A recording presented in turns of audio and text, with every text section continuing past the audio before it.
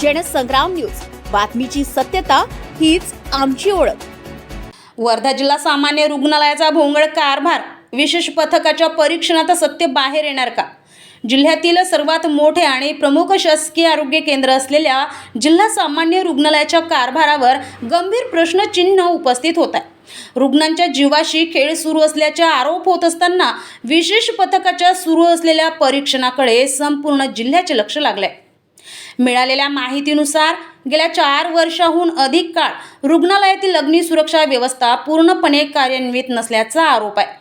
या काळात रुग्णालयात 2 ते 3 वेळा आग लागल्याच्या घटनाही घडल्या, तरीही जबाबदार प्रशासनाने कायमस्वरूपी उपाययोजना का केल्या नाहीत असा सवाल उपस्थित केला जात आहे। यासोबतच रुग्णांना दिला जाणारा पोषण आहार रुग्णालयातील दर्शवलेल्या डाएट चार्टनुसार नसल्याचा आरोप करण्यात येत आहे। तसेच अन्न तयार करताना FDA आणि FSSAIच्या अन्न सुरक्षा निकषांचे पालन होत नसल्याचेही आरोप आहेत। जर हे खरे असेल तर रुग्णांच्या आरोग्याशी हा थेट खेळ नाही का?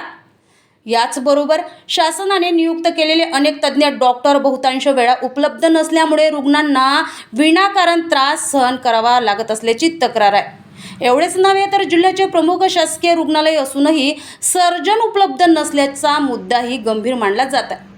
आणखी धक्कादायक बाब म्हणजे रुग्णालयातील रक्तपेढीच्या परवान्याबाबतही प्रश्न उपस्थित करण्यात आले आहेत। संबंधित बाबींची अधिकृत चौकशी होणे आवश्यक असल्याची मागणी होत आहे। या सर्व पार्श्वभूमीवर एकच प्रश्न निर्माण होतो, हे खरोखरच जिल्ह्याचे प्रमुख शासकीय रुग्णालय आहे की केवळ रेफरल आणि तपासणी केंद्र बनले?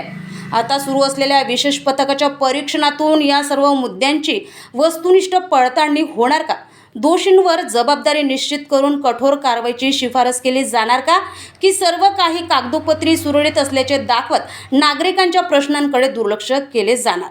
विशेष पथकाचा अहवाल हा केवळ औपचारिकता ठरणार की रुग्णांच्या जीविताच्या सुरक्षेसाठी निर्णायक पाऊल ठरणार? याकडे संपूर्ण वर्धा जिल्ह्याचे लक्ष लागले आहे। पलाश उमाटे, जनसंग्राम न्यूज, वर्धा।